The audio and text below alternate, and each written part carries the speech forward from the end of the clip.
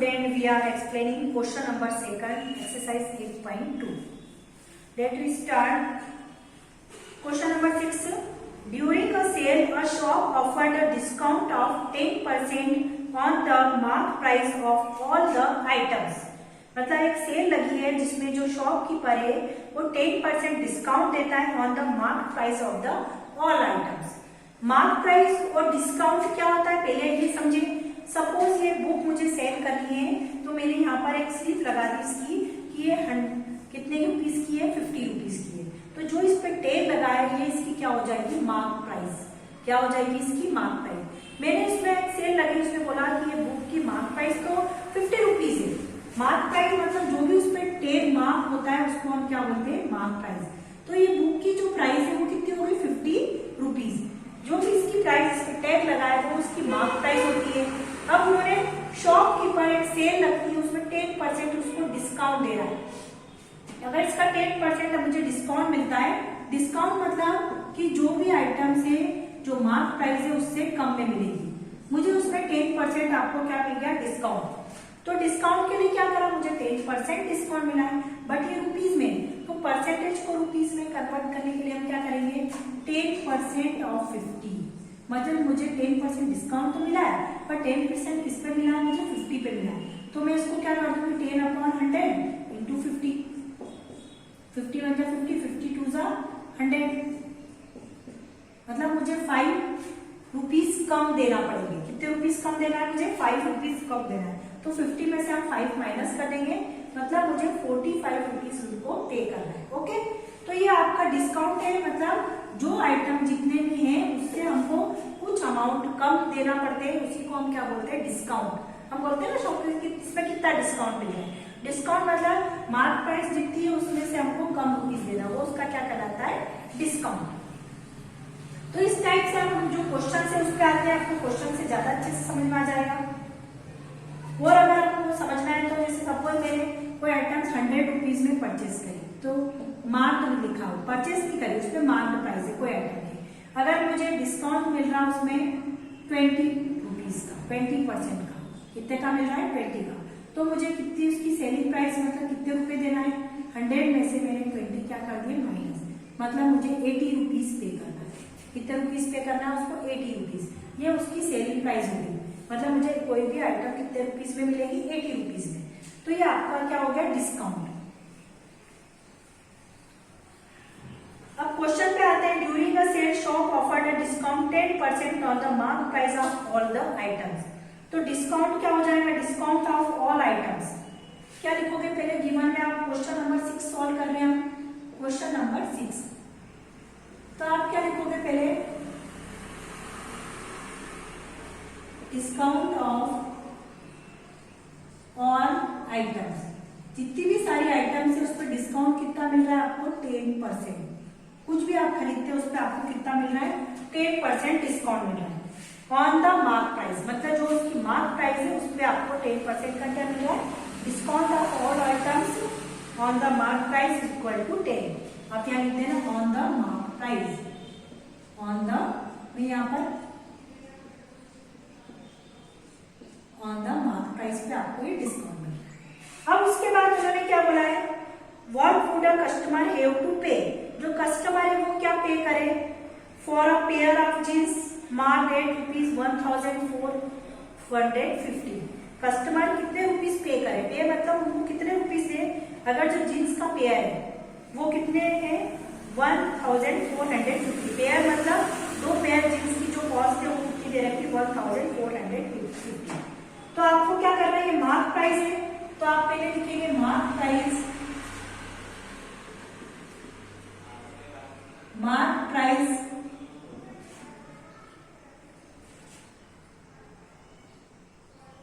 Mark price of a pair of jeans. Pair मतलब 2 जोड़ी jeans, 2 jeans के pair. Pair of, mark price of a pair of jeans. कितनी दे रखी है उसकी मार्क प्राइस आपकी, रुपीज 1450. ये आपको मार्क प्राइस गिवन है.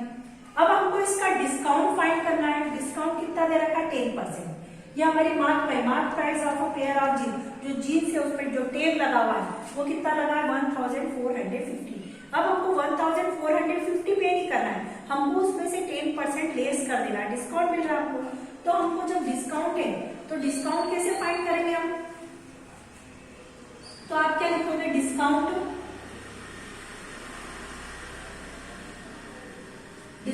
Equal to rate upon 100 into mark price, ये फॉर्मूला है। तो रेट कितना है आपका 10%, तो 10 अपॉन कितना आ जाएगा 100, मार्क प्राइस कितनी 1450, 0 से 0 कैंसिल, ये 0 से 0 कैंसिल, मतलब आपको 145 रुपीज का क्या मिल रहा है, डिस्काउंट। तो आपको जो जीन्स है वो 1450 में नहीं पड़ेगी, कितने में पड़ेगी, ये तो आपको डिस्काउंट मिला है। तो selling price of pair of jeans कितनी हो जाएगी आपकी, selling price of pair of jeans equal to कितना हो जाएगा, ये तो 145 लेस करना, 145 डिस्काउंट मिला आपको, तो 1450 में से 145 क्या कर देंगे हम माइनस, कितना आएगा, माइनस करके देखते हैं, 1540 में से 145 आप माइनस करें, कितना आया 1305 रुपीज में उसको वो जींस पड़ेगी, पेयर ऑफ जींस की जो कॉस्ट होगी 145, हमने उसमें से माइनस कर दिया, 10 में से 5 गया, कितना बचा 5, 4 में से 4 गया 0, 4 में से 1 3, 1 का 1। तो jeans selling price of a pair of jeans equal to 1305 rupees. इस टाइप से हम अब किसका दे रखा आपको गिवन है, एंड 2 शर्ट मार्क 850 ईच। अब 2 शर्ट के लिए निकाल लेंगे हम, कितने के लिए निकाल लेंगे हम, 2 शर्ट के लिए। 2 शर्ट के लिए उन्होंने बोला है, जैसे इसमें पेयर दे देते, बट उन्होंने क्या बोला है, 2 शर्ट मार्क 850 ईच, मतलब एक 850 का है, तो 2 कितने के होंगे, ये आपको पहले फाइंड करना पड़ेगा। तो आप क्या करेंगे, पहले मार्क प्राइस ऑफ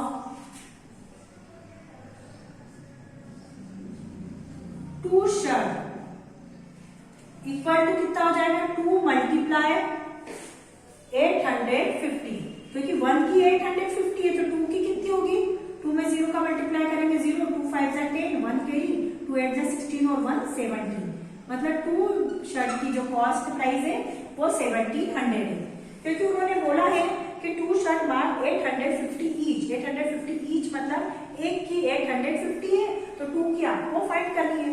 तो ये 2 की हमने फाइंड कर ली, 850 में 2 का हमने क्या कर लिया मल्टीप्लाई, तो mark price of 2 shirt equal to 2 multiply 850, तो कितना आ जाएगा ये 1700।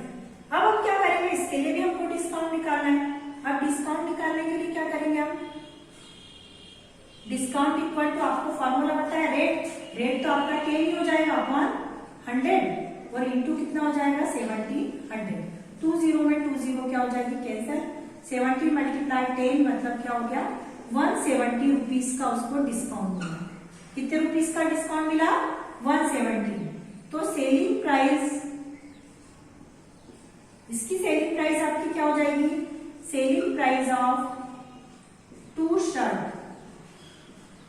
कितनी शर्ट है 2 शर्ट, कितनी हो जाएगी, टोटल कितने रुपीज है आपके 1700 में से 170 आप क्या कर देना माइनस कर देना।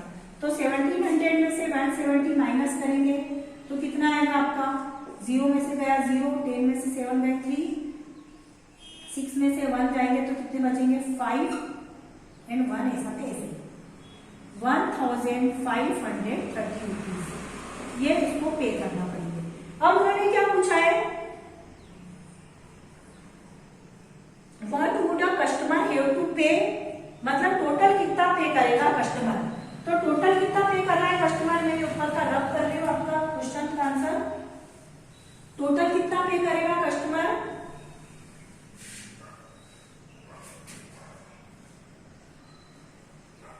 तो आप लिख दीजिएगा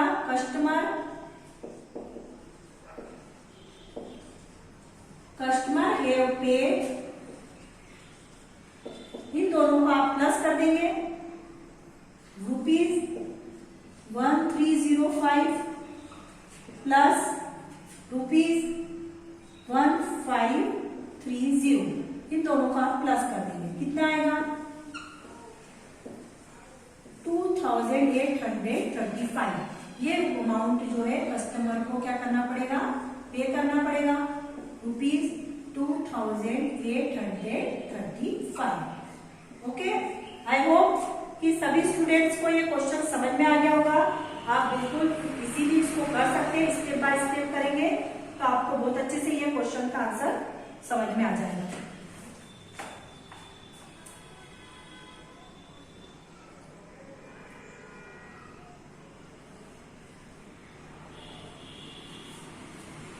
इसके बाद इसका जो क्वेश्चन नंबर 7 है वो मैं आपको होमवर्क में करने के लिए दे रही हूँ।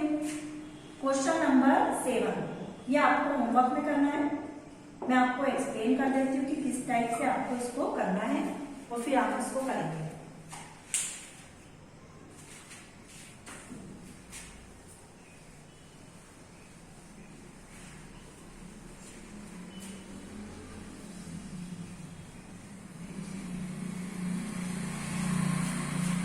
क्या है question number 7? A milkman sold 2 of his buffaloes 20,000 each. जो एक मिल्कमैन है वो अपनी बफेलोज को 20,000 में सेल करता है और एक बफेलो को 20,000 में। तो ऐसी कितनी बफेलोज है उसके पास में? 2। तो 2 बफेलो की प्राइस कितनी हो जाएगी? 40,000। वन हेड मेड गेन 5%, एक बफेलो पे उसको 5% का गेन मिलता है और अदर को उसको 10% का लॉस। तो आपको इसको 2 टाइप से अरेंज करना पड़ेगा। जो आपने क्वेश्चन नंबर मैंने आपको बताया था, क्वेश्चन नंबर जो आपने क्वेश्चन नंबर 4 मैंने जो आपको समझाया था एज इट इज ये। पहले आप किसके लिए निकालेंगे? प्रॉफिट परसेंट के लिए। किसके लिए निकालेंगे? प्रॉफिट परसेंट के लिए फाइंड करना है कि एक बफेलो की जो कॉस्ट कितनी आपकी 20,000 है, ठीक है। और उसके बाद में आप किसके लिए निकालेंगे? लॉस के लिए। इस टाइप से आप दोनों को सॉल्व करने के बाद दोनों को प्लस करना है, फिर आपको कंपेयरिंग करना पड़ेगा। पर इसमें सेलिंग प्राइस दे रखी है, उसमें आपको कॉस्ट प्राइस गिवन थी। इसमें क्या दे रखी है? आपको सेलिंग प्राइस दे रखी है।